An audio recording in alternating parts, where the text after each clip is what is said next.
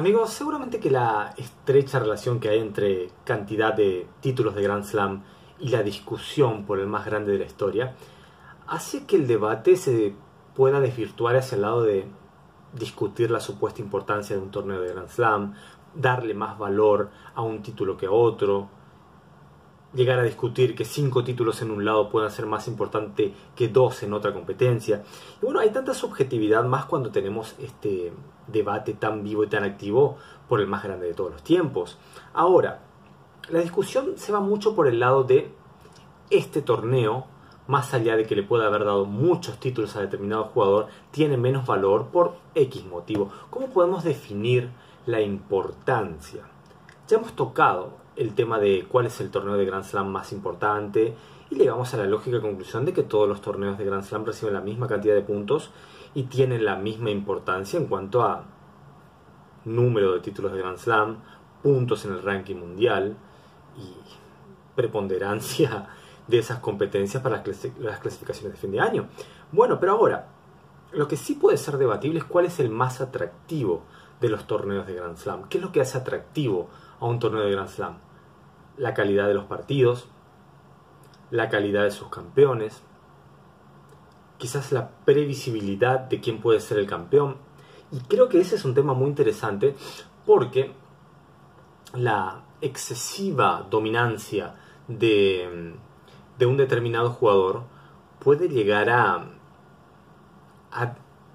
elevar la discusión de que quizás determinado torneo no tenga el mismo valor o no tenga el mismo interés. Bueno, vamos a empezar por el primero del año, el Abierto de Australia.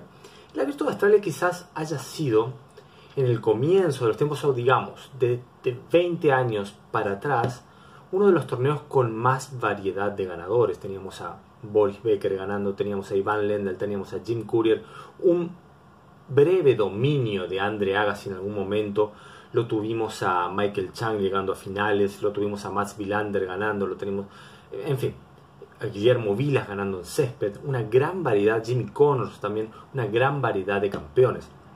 En algún momento era una cita que algunos jugadores trataban de evitar por la distancia, por la ubicación y por el lugar en el calendario. En algunos momentos, si uno tenía que jugar el Abierto de Australia de 1979, lo jugaba a principios de 1980, lo cual era una verdadera incomodidad para muchos que se pasaban a veces el fin de año y brindaban en el medio del océano viajando en un avión.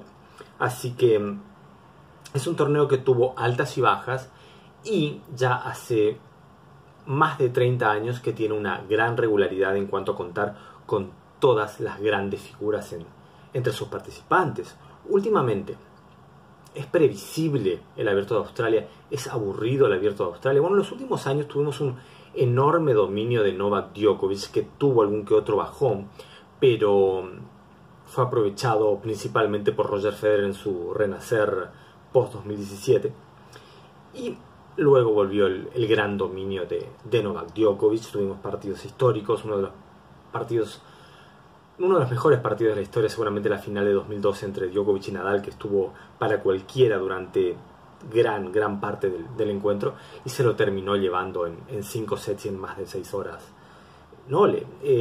Tuvimos finales impresionantes, tuvimos la final de Nadal contra Federer, ese partido espectacular que Roger en algún momento lo pudo haber dado vuelta a su favor, y al final se lo terminó llevando Rafa en una seguidilla de finales de Grand Slam bastante interesante a favor del español. Bueno, es un torneo muy interesante, muy atractivo. Estamos todos muy sedientos de tenis cuando empieza el año y seguramente que todos le prestamos mucha atención, pero a todos los Grand Slam le prestamos mucha atención. ¿A qué torneo de Grand Slam no le damos toda nuestra importancia, a ninguno, seguramente? En el canal, cada vez que empieza un torneo de Grand Slam, las vistas se van para arriba, la gente pide torneos, la gente pide análisis cada día. Bueno, el Abierto de Australia este año fue muy interesante, tuvimos grandes partidos, tuvimos Thiem ganando en el Nadal, Thiem prácticamente amenazando con el reinado de Novak Djokovic en la final, que al final, valga la redundancia, otra vez se lo terminó llevando. Tenemos un gran dominio de Novak Djokovic. Siempre que empieza el Abierto de Australia y no le está bien, decimos, vamos a ver quién puede molestarlo, porque las condiciones del clima evidentemente le vienen muy bien a Djokovic, la velocidad de la cancha es justa para el juego de Djokovic y por alguna manera no le se siente muy bien ahí. Es un torneo que Djokovic es el gran favorito. En algún momento Federer fue el gran dominador del Abierto de Australia, de alguna manera heredando ese breve dominio que tuvo Andre Agassi con 4 títulos. Así que tuvimos a Agassi, tuvimos a Federer, tuvimos a Djokovic.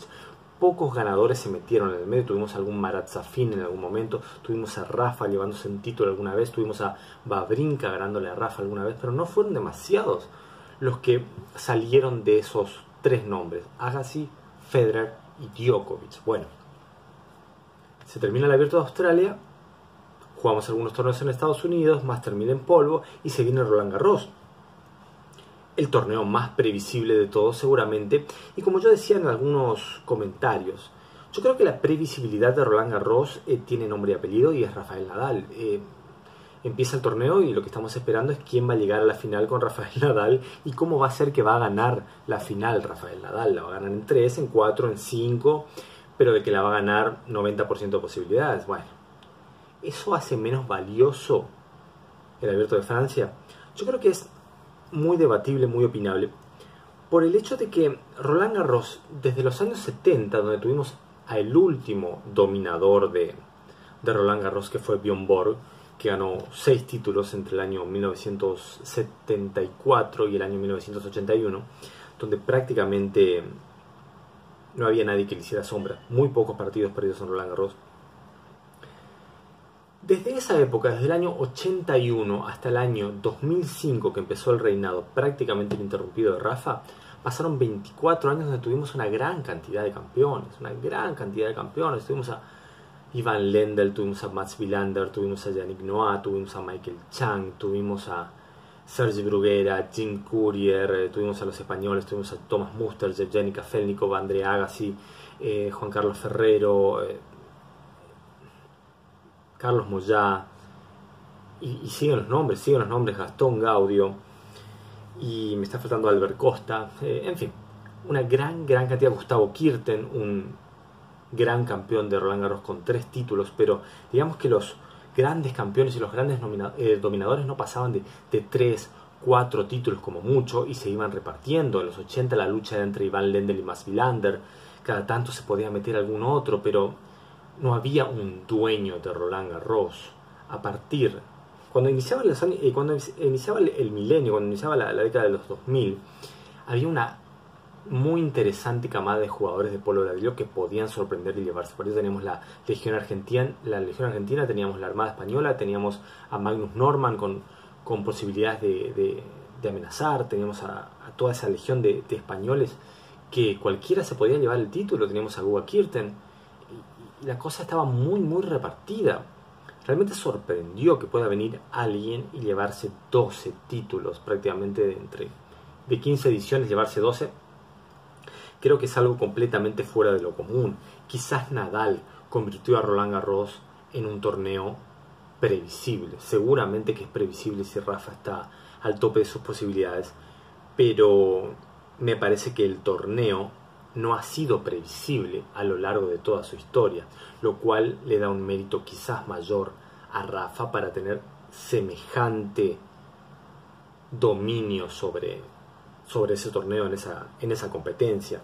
Así que yo creo que vivimos tiempos de gran previsibilidad para Roland Garros, pero por un único protagonista, y creo que eso hace más grande aún la conquista de 12 títulos hasta el momento. Bueno, se nos viene Wimbledon, seguramente el torneo más tradicional. Creo que eso no hay que discutirlo. Es el torneo más tradicional, la catedral del tenis y todo eso, en una superficie que ha perdido mucho terreno. Unos me decían que hubiese pasado si hubiese mucho más torneos, si hubiese mayoría de torneos sobre césped. Sí, es la misma realidad paralela que podríamos tener si tuviésemos una temporada como el año 1968 hasta el año quizás 70, 72, donde la gran mayoría de los torneos eran sobre césped, y teníamos un dominio total prácticamente de los jugadores de saque y red. Teníamos a Rod Laver, teníamos a los Roy Emerson, teníamos a todos los jugadores de ataque, a Ken Roswell, a John Newcomb, y la oportunidad para los jugadores de fondo, para los jugadores de polvo simplemente llegaba a la hora de jugar Roland Garros, porque los otros 3 torneos de Grand Slam eran sobre césped: el Abierto de los Estados Unidos, el Abierto de Australia y Wimbledon. Prácticamente no había lugar. Después la cosa cambió y a mediados de los 70 era una gran mayoría de torneos, ya sea sobre polvo de ladrillo, el polvo de ladrillo rojo que conocemos en Sudamérica, y el clay verde, el hard-through, la arcilla, que es muy común en los Estados Unidos hasta el día de hoy, pese a prácticamente no contar con torneos oficiales. Bueno, teníamos el Abierto de los Estados Unidos sobre cancha lenta, teníamos Roland Garros sobre cancha lenta y teníamos a Wimbledon en el Abierto de Australia sobre césped. Así que la cosa estaba repartida, había una enorme cantidad de torneos en cancha lenta, lo que le permitió tanto a Guillermo Vilas como a Bjorn Borg y también a los españoles cosechar una enorme cantidad de torneos. Seguramente que si Nadal hubiese estado en una realidad de mediados de los 70, su dominio hubiese sido mucho mayor y tendría mucho más torneos de Grand Slam, porque no hubiese parado de cosechar Abiertos de Estados Unidos y Roland Garros, más allá de algún otro que se pudiese robar en otra superficie. Así que la realidad es esa para Wimbledon. Tiene pocos torneos previos y es un torneo que es muy interesante de ver. En lo personal, quizás los partidos en los torneos, perdón, en las rondas previas quizás no sean tan atractivos como las finales, porque hemos tenido finales históricas en Wimbledon.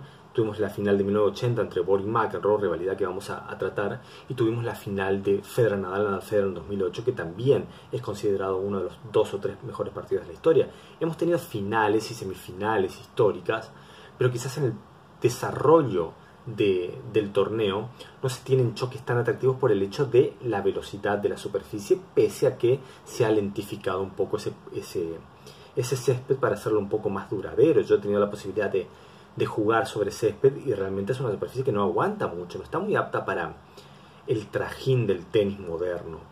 Es una superficie viva que sufre mucho, y seguramente que estar jugando a esa intensidad con jugadores que están moviéndose sin parar, resbalando la superficie, no es algo demasiado bueno como para poder mantener, por la dificultad justamente del mantenimiento de la superficie. Ahora, ¿Wimbledon es algo predecible? Quizás Wimbledon ha tenido una menor variedad de campeones. Hemos tenido el dominio de Bjorn Borg en los 70, del 76 al 80, 5 títulos consecutivos. Después en los 80 tuvimos algo de variedad con John McEnroe, Connors metiéndose en el medio, Becker y Edberg. Prácticamente se llevaban todos los títulos, repartidos entre 3-4 jugadores.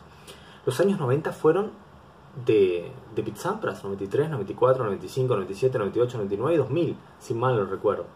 Dominio prácticamente absoluto en toda una década. Se viene la nueva década en los 2000 y tenemos el dominio prácticamente total de Federer. 3, 4, 5, 6, 7, 9, 10 y 12, si mal no recuerdo. Creo que 12 fue Andy Murray. No, 12 fue Federer, que después tuvo ese parate de cosecha, digamos, esa sequía de cosecha del 12 al 17, donde creíamos que quizás ya no podía volver, y después volvió una buena seguidilla que lo sigue manteniendo como el más grande, como el más ganador. Lo del más grande es otra discusión, como el más ganador del título de Grand Slam. Así que Wimbledon ha tenido muy pocos dominadores. Una vez que bajó un poco la cosecha de Roger Federer, tuvimos a Novak Djokovic, que ya está compitiendo por los más ganadores de la historia en el césped del All England. Así que yo creo que cuando tenemos un jugador que domina la superficie, la rápida superficie del césped, es muy difícil bajarlo, es realmente muy difícil bajarlo. Hemos tenido poquitos que se han metido en el medio de los dominios de estos jugadores. Tuvimos en los 90 a Richard Krajicek bajándolo a Sampras, y lo tuvimos a Andre Agassi ganando en el 92. Así que Wimbledon es predecible. Yo creo que tenemos a pocos candidatos. Este es el tema, tenemos al Big Three, hay pocos candidatos para cualquier título de Grand Slam. Podríamos hablar de imprevisibilidad si entre estos 3 se reparten la posibilidad de llevarse uno de los 4, y yo creo que eso es lo que pone como el más imprevisible seguramente al próximo torneo de Grand Slam, que es el Abierto de los Estados Unidos. Es uno de los pocos torneos que uno puede empezar y no tener ni idea de quién va a ganar entre estos integrantes del Big Three, porque hace varios años que no hay otro que se meta en la discusión. Stan Wawrinka en algún momento, Andy Murray en algún momento, pero la cosa está Rafa Nadal. Federer hace mucho tiempo que no le gana, pero era uno de los grandes dominadores. Novak Djokovic. Después, en el inicio de la década, no tuvimos una gran variedad, alguien que se meta ahí en el medio. Tuvimos campeones sueltos, tuvimos a Marin Cilic, tuvimos a Wawrinka, tuvimos a Murray. Y ya en la segunda mitad de la década la cosa estuvo muy repartida entre el dominio de Novak Djokovic y el reverdecer de los títulos en el Abierto de los Estados Unidos por parte de Rafael Nadal. Así que, a mi parecer, y creo que los números lo avalan, me parece que el más imprevisible y el que termina definiendo el número uno del mundo seguramente más en los últimos años es el Abierto de los Estados Unidos. ¿Cuál es el más atractivo de ver? Va mucho sobre gustos, es muy diferente lo que se ve en Wimbledon a lo que se ve en Roland Garros. El Abierto de Australia brinda muy buenos partidos, pese a que está recién empezado el año. Y yo creo que el Abierto de los Estados Unidos quizás pueda llegar a ser el lugar donde todos están a tope, donde los principales están tratando de definir el número uno del mundo, donde se están definiendo los lugares para el Masters, los últimos grandes puntos, las últimas posibilidades para los obreros del tenis de llevarse una buena bolsa de dinero y de puntos. Así que quizás el más imprevisible, el más apasionante por no saber qué va a pasar sea el Abierto de los Estados Unidos, pero es muy debatible. Me gustaría saber qué opinan ustedes, que empecemos el debate, que aprovechemos el tiempo para entretenernos con estos temas, con la historia, y esperando que vuelva toda la normalidad y que otra vez se vuelva a correr la pelotita. Así que ya saben, si les gustó no olviden darle like y no olviden suscribirse al canal. Nos vemos la próxima.